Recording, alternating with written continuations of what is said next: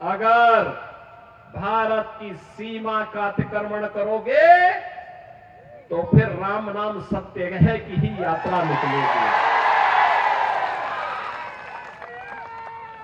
अगर भारत की सीमा के अंदर जाकर के विस्फोट करोगे तो एयर स्ट्राइक और सर्जिकल स्ट्राइक इतनी जोरदार तरीके से होगी कि उनका आका पाकिस्तान भी कांप उठेगा, और यही हुआ है। आप याद करिए, कांग्रेस 1947 में देश की आजादी के तत्काल बाद से लेकर के लगातार लंबे समय तक देश के अंदर शासन करने का अवसर कांग्रेस को प्राप्त हुआ था। क्या कांग्रेस ने कभी ईमानदारी से भारत और भारतीयता के बारे में सोचा? ये वही कांग्रेस है जिसने बाबा साहब भीमराव अंबेडकर का अपमान किया था। ये वही कांग्रेस है जिसने बाबा साहब भीमराव अंबेडकर को चुनाव में परास्त करवाया था।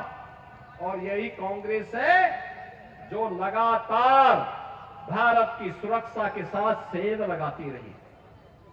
याद करिए, आज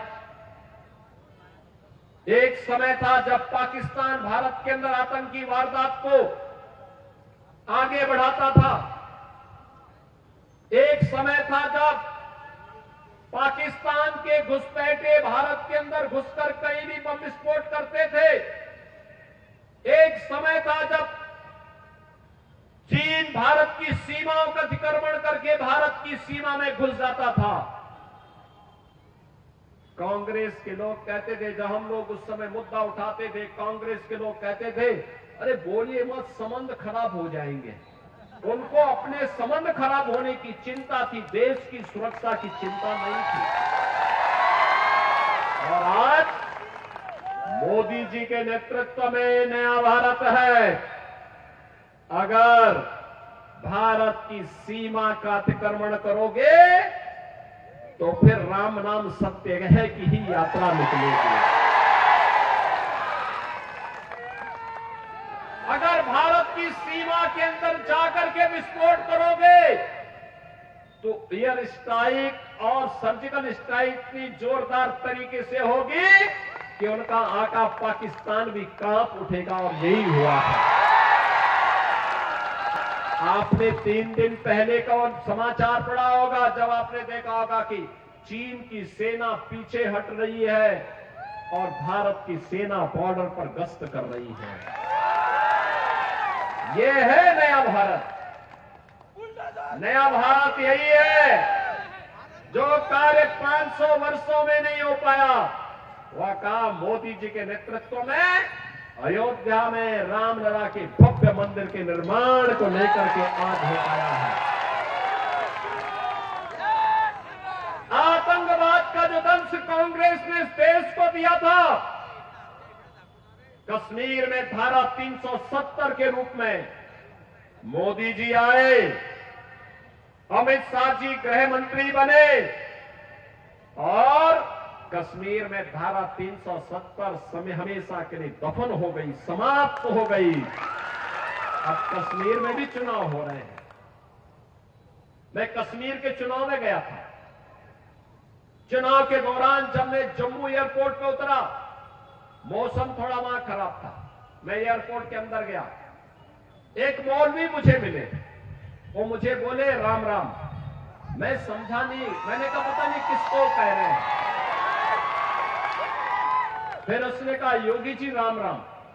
मैं उसकी तरफ देखा, मैंने कहा भाई ये तो मौलवी है और मुझे राम राम क्यों कह रहा है।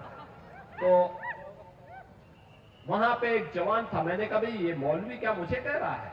कहा हाँ।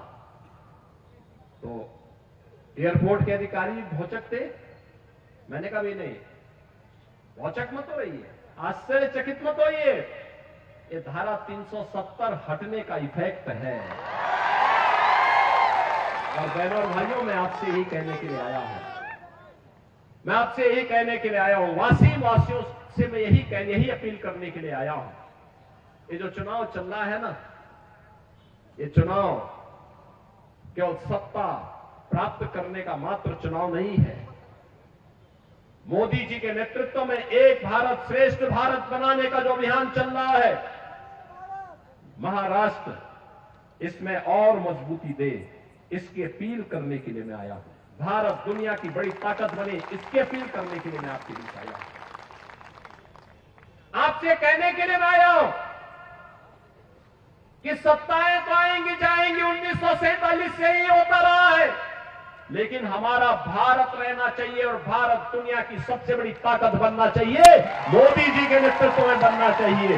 यह कहने के लिए मैं आपके पास आया हूं। तभी चेहरे पर खुशहाली आएगी, हर नौजवान के हाथ को कार्य मिलेगा, हर बहन और बेटी सुरक्षित होगी, स्वावलंबन के साथ आगे बढ़ेगी। अन्यथा ये लोग तो भारत और भारतीयता को, ये जो महा अनाड़ी गठबंधन है, यह तो भारत और भारतीयता के स्वाभिमान और सम्मान के साथ खेलने वाला है।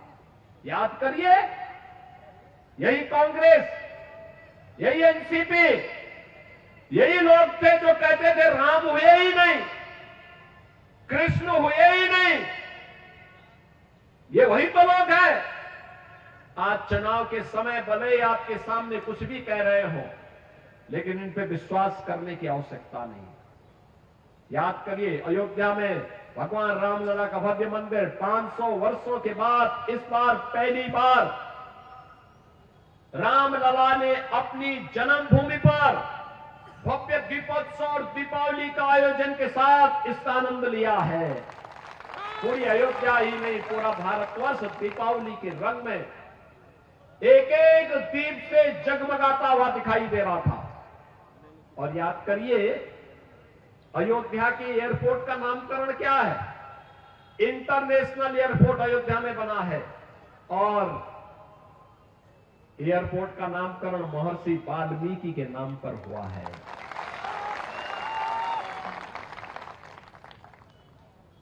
वहां पर यात्री विश्रामालय जितने बने हैं, इन यात्री विश्रामालयों का नामकरण निषाद राज के नाम पर हुआ है। निषाद राज, भगवान राम जब वन के लिए प्रस्थान कर रहे थे, बहनों और भाइयों, निषाद राज ने सबसे पहले प्रभु राम को अपने राज्य में शरण दी थी। कहा था कि आप हमारे राज्य में रहिए, आप यहाँ के राजा रहिए, मैं आपका सेवक के रूप में काम करूंगा। लेकिन भगवान राम ने कहा नहीं, मैं पिता की आज्ञा का पालन करने जा रहा हूं।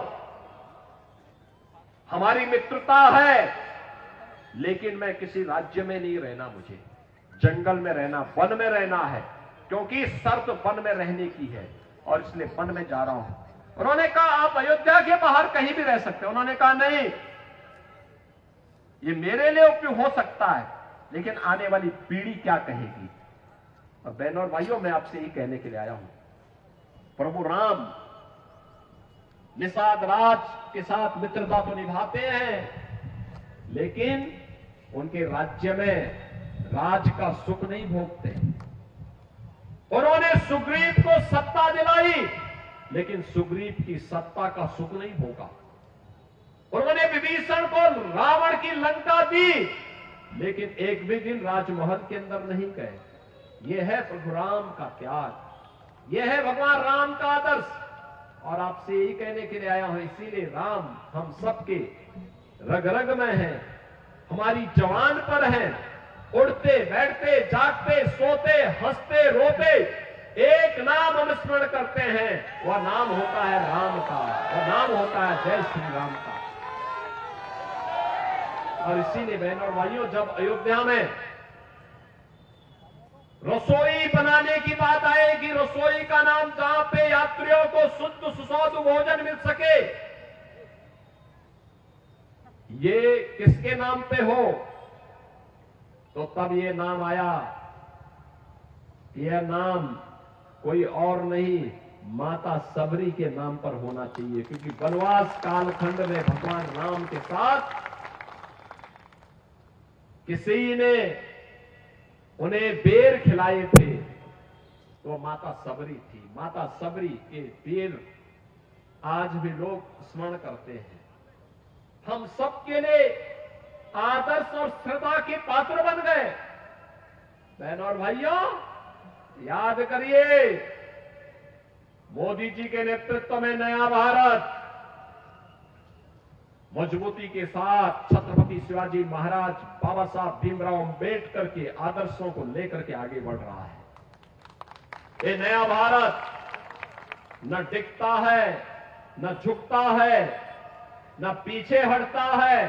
ये नया भारत के 140 करोड़ लोगों की समृद्धि के लिए, उनकी सुरक्षा के लिए, उनकी खुशहाली के लिए पूरी प्रतिबद्धता के साथ कार्य कर रहा है। और महाराष्ट्र की भूमिका इसमें अत्यंत महत्वपूर्ण होने वाली है। और इसीलिए आप सबका आह्वान करने के लिए मैं आज यहां पे आपके बीच आया हूं। पैनोरमा ग्रुप, जो सोचता है वो करता है। आपके अपने सपनों का आशियाना। पूर्णिया वापस जाएंगे।